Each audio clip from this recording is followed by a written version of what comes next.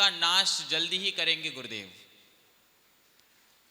8 अंक यह दर्शाता है कि 8 कर्मों से जल्दी ही मोक्ष पद के और अग्रसर होंगे, 8 कर्मों को नाश करेंगे। और आज की तिथि, आज का दिन है 7वां तारीख है ना, 7 तारीख, तो सप्त परम स्थान को प्राप्त करेंगे गुरुदेव। और अक्टूबर का 10वां महीना है, तो 10 धर्म को अंगीकार करने वाले पूज्य आचार्य भगवान हैं। और बंधु, चतुर्थ पट्टाधीश के पद पर विभूषित है आचार्य भगवान सुनील सागर जी गुरुदेव। उनके बारे में मैं कुछ कहना चाहता हूं कि हे भगवान, महावीर के लघुनंदन हो आप, महावीर के लघुनंदन हो, महावीर समुपकारी, महावीर के लघुनंदन, महावीर समुपकारी। कली काल के हो तुम आचार्य, कली काल के हो तुम आचार्य, भगाते हो तुम सबका शीतलाचार। बात करें क्या उस मूलाचार की।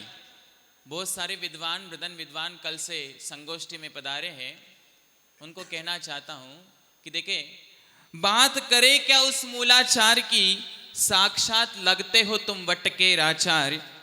समय समय पर समय सार बतलाते हो, समय समय पर समय सार बतलाते हो, अमृत चंद्र के अमृत कलश पिलाते हो। अभिनव कुंद कुंद बन, अभिनव कुंद कुंद बन, समय देशना फैलाते हो।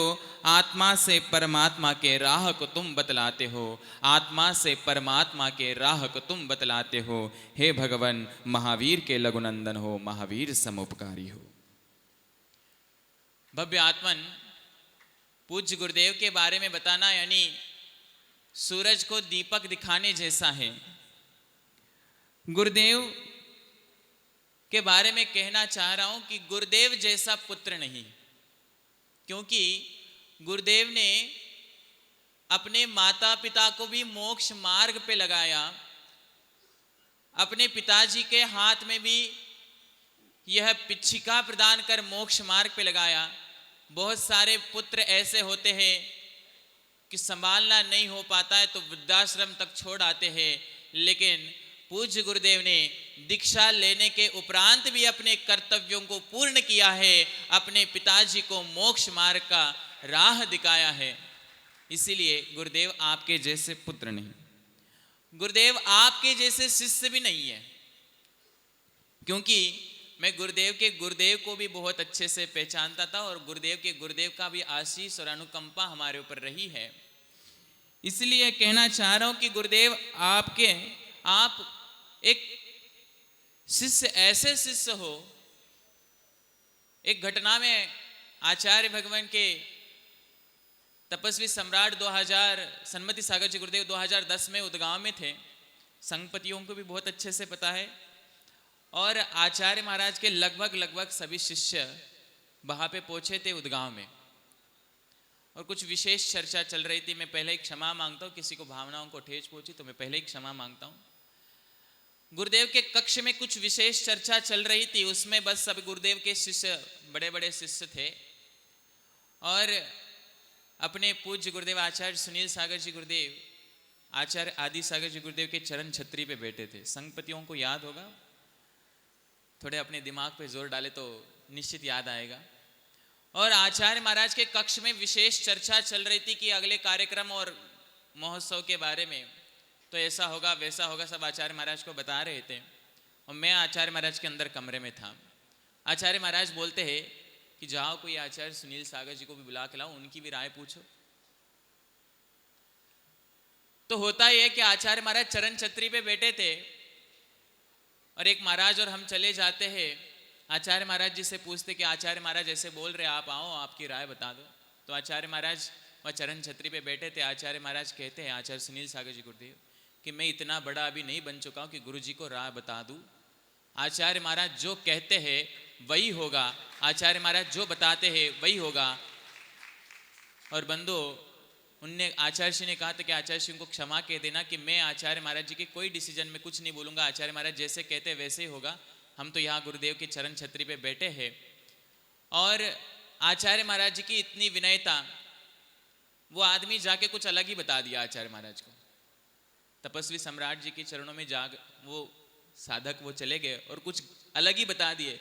लेकिन आचार्य तपस्वी सम्राट सन्मति सागर जी गुरुदेव को इतना भरोसा था कि आचार्य महाराज क्या कह चुके हैं, तो आचार्य तपस्वी सम्राट सन्मति सागर जी गुरुदेव मुस्कुराते और कहते ये सुनील सागर के शब्द नहीं है, वो कुछ अलग बोले होंगे, तुम कुछ अलग बता रहे हो।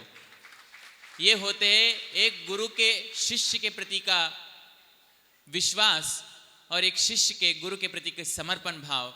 बंधु इसीलिए आचार्य सर्वोत्तम, आचार्य सुनील सागर जी गुरुदेव सर्वोत्तम शिष्य थे। और गुरुदेव आचार्य सुनील सागर जी एक विशेष गुरु भी है कि जिन्होंने हम जैसे शिष्यों के प्रति पिता सम अनुशासन किया, माता सम वात्सल्य दिया। और गुरुदेव के मुखारविंद से हमें हमेशा कुंद कुंद आचार्य भगवान की वाणी सुनने को मिलती है।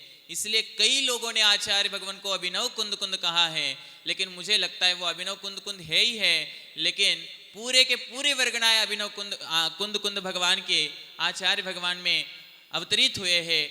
आज के 48वें अवतरण दिवस पे पूज्य गुरुदेव के श्री चरणों में यही भावना भाते हैं कि हे भगवान, जब तक आपका समोशरण ना लगे और आपके समोशरण में हम मुनि बनकर ना बैठे, तब तक आपका साथ और आपका आशीर्वाद हमेशा हमारे प्रति रहे। बंधु ये उत्तर प्रांत प्रारंभ हो गया, दक्षिण का प्रांत नांदनी से प्रारंभ हो जाता है और पहला मठ नांदनी का आता है। जब पूज्य गुरुदेव इसी गुजरात के धरा में गांधीनगर में चतुर्मास कर रहे थे, हम पूज्य गुरुदेव के चरणों में ब्रह्मचारी बन के थे। तपस्वी सम्राट ने हमारे ऊपर इतना आशीर्वाद, हमारे प्रति बहुत अच्छा आशीर्वाद दिए, क्योंकि हम गुरुदेव तपस्वी सम्राट के उपकारों को कभी नहीं भूल सकते। क्योंकि जाते जाते तपस्वी सम्राट आचार्य भगवान सन्मति सागर जी गुरुदेव ने ऐसे परम महान आचार्य भगवान के चरणों में हमें सौंप के गए और लास्ट उनके वाक्य हमारे लिए थे कि बेटा आगे तुम सुनील सागर जी के संग में पढ़ाई करते रहना। ये आचार्य सन्मति सागर जी गुरुदेव के आशीर्वाद के वचन हमारे लिए थे। और आचार्य सुनील सागर जी गुरुदेव के संग में मैं 3 साल तक रहा। उसके उपरांत आचार्य भगवान ने हमें ऐसा आशीर्वाद दिया, हालांकि हम बाद में बहुत पछताए, लेकिन आचार्य भगवान ने नांदनी के पीठ पर उस गद्दी पे उठा दिया। वो गद्दी एक सामान्य गद्दी नहीं है। 743 गांव उस मठ के अंतर्गत आते हैं और जिन धर्म की प्रभावना, जिन शासन की प्रभावना आचार्य महाराज जी के आशीर्वाद से हमें करने को मिल रही है, तो बंधु हम भावना भाते हैं कि आचार्य महाराज हर बच्चे को लगता है कि अपन जब कामयाब हो जाएंगे तो अपने पिता को अपने कामयाबी को दिखाना चाहिए, ऐसे भाव रहते हैं। तो भगवान 7 साल से हम नजरें गड़ा के बैठे हैं कि हमारे पिताजी, हमारे गुरुदेव उस महाराष्ट्र की धरा पे आएंगे और आपके बच्चे ने जो प्रभावना की, वो बच्चे की प्रभावना आप आपके आंखों से देखे, मंगल भावना है।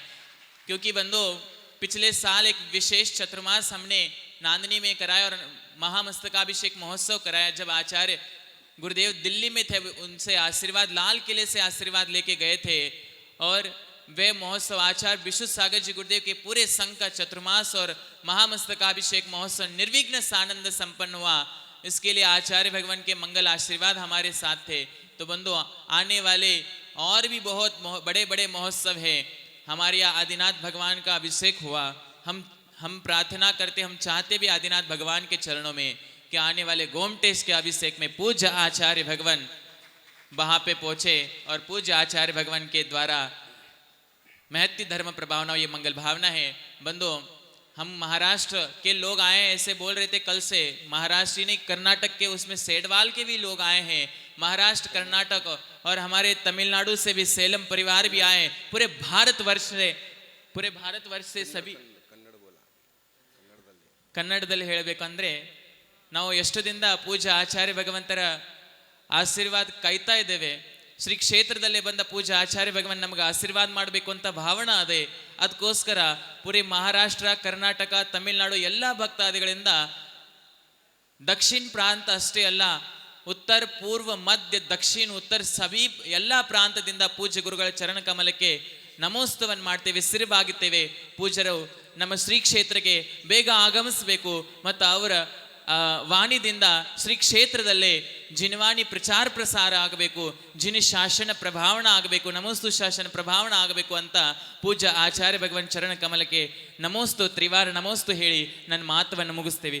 ಜೈ बोलो आचार्य भगवान सुनील सागर जी गुरुदेव की. ಬಾಳ ಚೆನ್ನಾಗಿ ಬಡ್ಯಾಂಜಡಿ ಕೊಟ್ಟಿದ್ದಾರೆ स्वामी जी भट्टर स्वामी जी. चलते हैं इन पवित्र चरणों की तरफ चलते हैं और अब प्रार्थना करते. मौका है कि इतनी सारी महती प्रभावना, दोपहर को रात को 12 बजे से भक्तों की लंबी भीड़, बड़ी कतार, शाम से 6 बजे और शाम को 6 बजे से